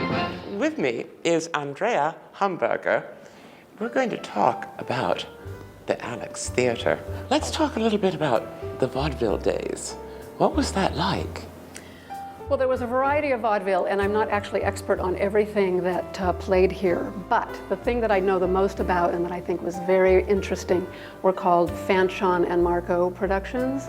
or Fanchon and Marco Ideas, actually. And they were produced by a brother and sister team named Fanchon and Marco. They started in San Francisco with some reviews and shows with chorus girls, and came down to LA and decided to do start with a school, and they would recruit like dancers, performers, singers, people who could do all of those things from all over the country. They would train them, they would put together these themed shows that were about 45 minutes each. Each one had a theme which was like, the Stairway of Heaven ideas or the Bon Paris idea. And they would just have a whole show dedicated to that theme with song, dance, tap, singing, trapeze, whatever, would carry out that theme. Was there a live orchestra here? Yeah. There was at times. For those, I can't remember exactly how they did the music. They may have had their own group. And they would, anyway, put together that theme, elaborate costumes, elaborate sets. And so when you came to a movie during that period, which was like late 20s to maybe about 1933 or so, you would see a Fanchon and Marco idea as well. And they're well documented. We have lots of photos up here on the history wall of some of the dancers and some of the sets from that series. And there's so many great things about that, but what was really interesting was that young women who were recruited from all over the country would have an opportunity to come to LA, put together the show, and then they would travel all over the country to do these shows in theaters everywhere. They would start in Glendale and then they would go all over. So it was opportunity for young women at that time, which was very, very unusual.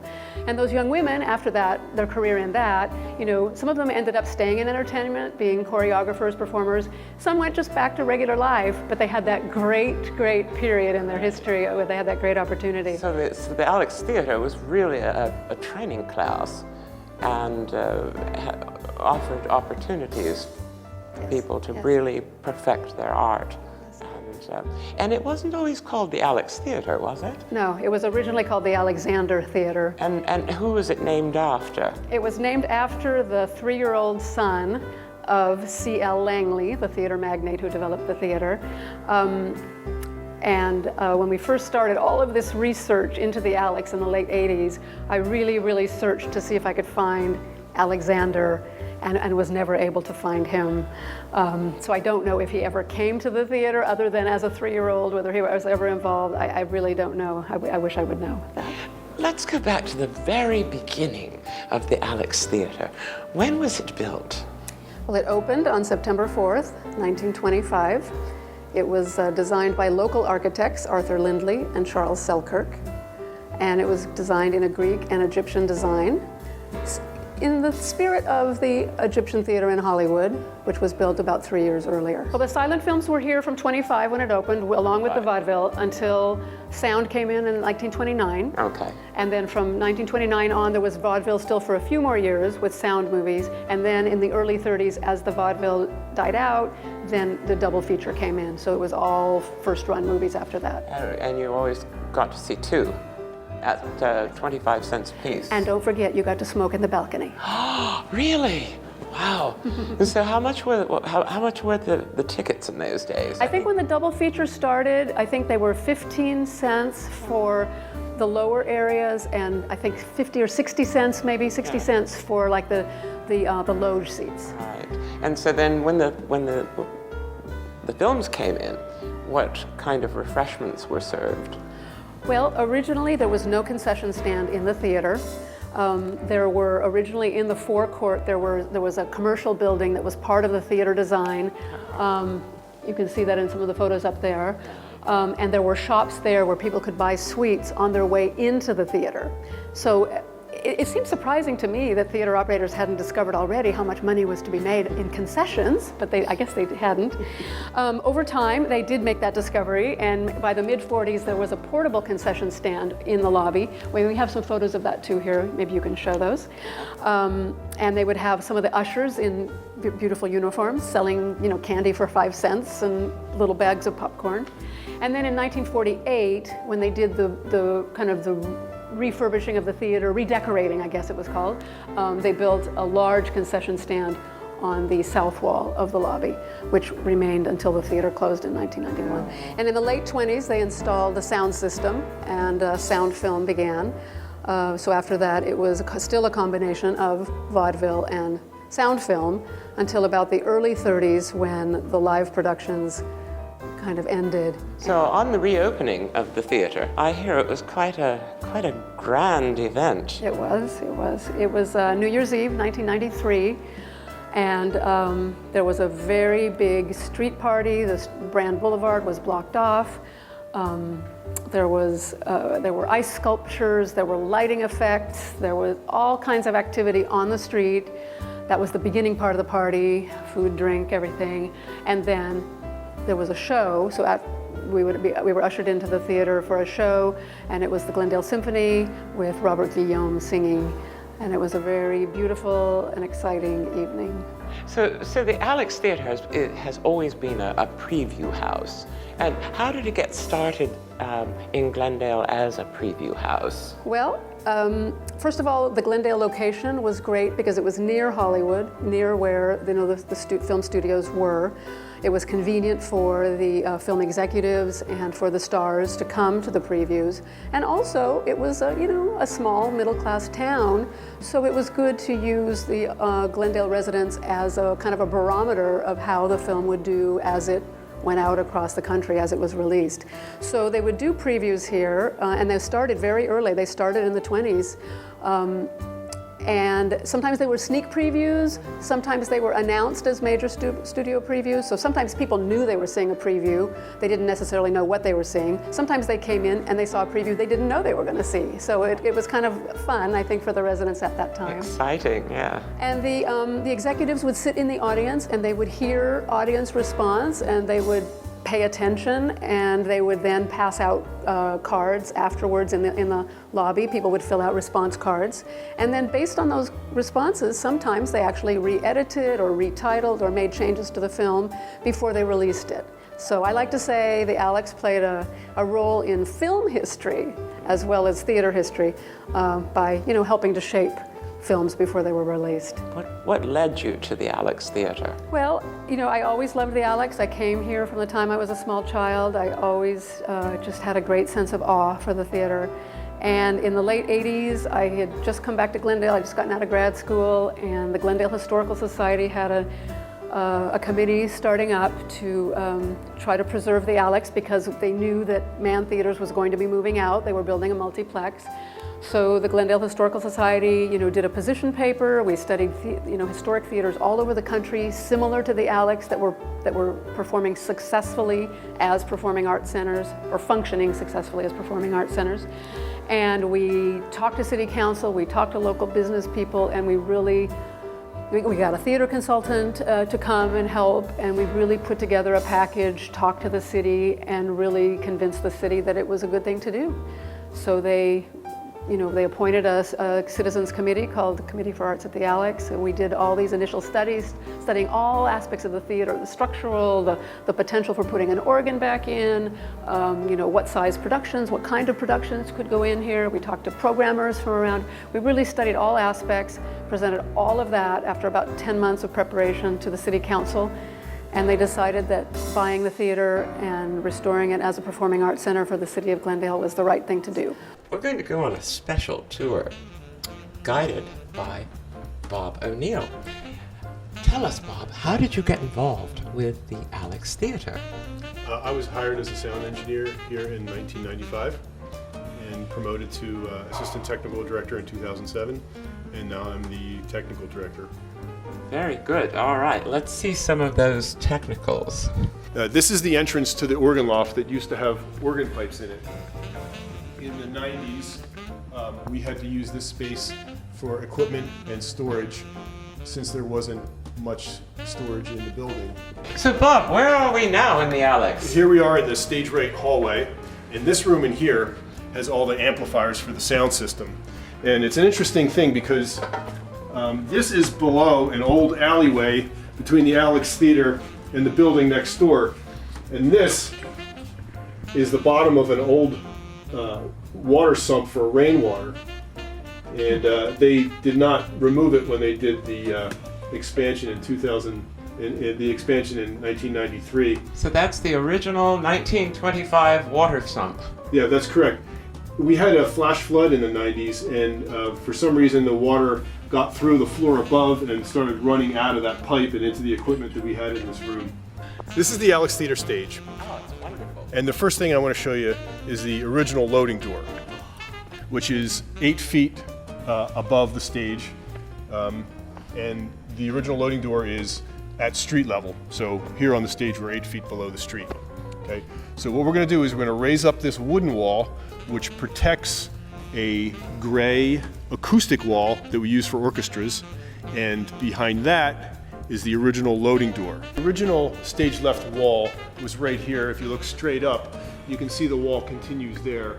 And it didn't leave any space for any productions to have any scenery. So they cut open the wall here and expanded it all the way to here. And that allowed for more scenery and more people to be on stage for bigger shows. That's incredible. The elevator at the time was a scissor lift that went up to an opening in the wall at street level. And that was very slow and inconvenient.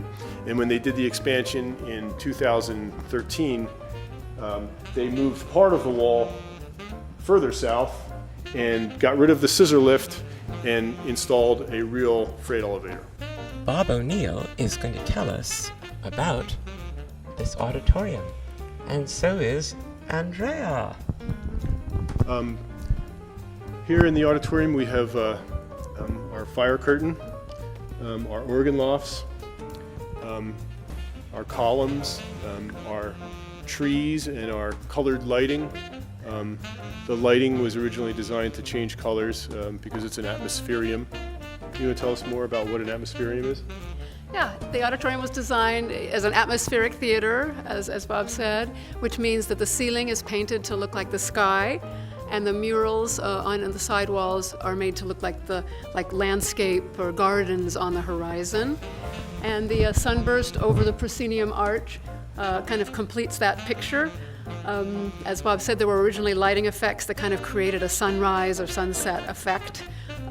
We've kind of created those somewhat with the lighting effects that we have now. The organ lofts that Bob mentioned were originally, where the original Wurlitzer organ pipes were, and now those are filled with other things that Bob can tell us about, since there's no longer an organ here. So Bob, what is the asbestos curtain? The asbestos curtain is for fire safety. If there's a fire on the stage, it won't spread to the auditorium. If there's a fire in the auditorium, it won't spread to the stage. If you have a working fire curtain, by law, it needs to be down when there's nothing happening in the theater. The thing I like to talk about that's very interesting is that one of the other reasons that this was a favored place for previews during the 20s, during the silent era, was that Frank Lanterman, who was the staff organist at that time, was really excellent at improvising a score for a film as he watched it for the first time. Oh, how wonderful. So he would sit at the organ, the film would play in front of him, and he would just play a score right there on the spot.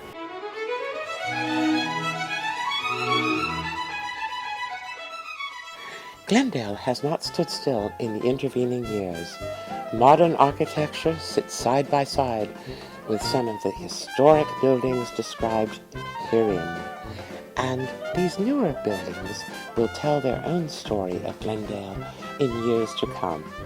Today, the city enjoys a diverse population, having the second largest Armenian population of any city in the United States. Los Angeles is the first, the majority of whom arrived in the city in the last 3 decades.